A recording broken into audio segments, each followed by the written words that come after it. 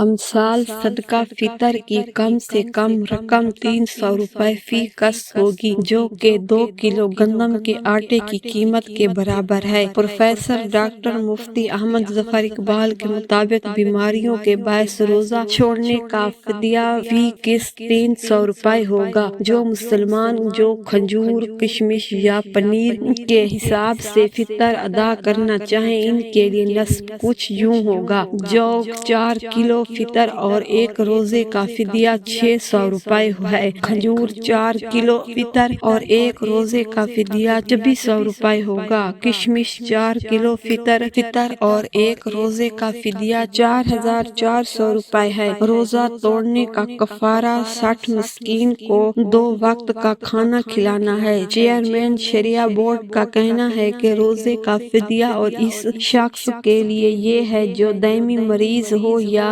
روزہ رکھنے پر قادر نہ ہو اور بظاہر تندرست ہونے کی کوئی امید نہ ہو۔ مسافر اور عارضی مریض روزے کی قضا کریں۔ فدیہ روزہ چھوڑنے کا بدل نہیں بن سکتا۔ اس سال بینک اکاؤنٹ اور ڈپازٹس میں کم از کم 1,35,179 روپے پر زکوٰۃ مہیا کی جا رہی ہے۔ واضح رہے کہ فطر یا فطرانہ خیرات سے متعلق اسلامی اصطلاح ہے۔ صدقہ فطر ہر صاحب استطاعت مسلمان پر یکم شوال المحرم کی صبح طلوع ہوتے ہی واجب ہو جاتا ہے۔ اس کی ادائیگی کا مستحب وقت نماز عید سے قبل کا ہے۔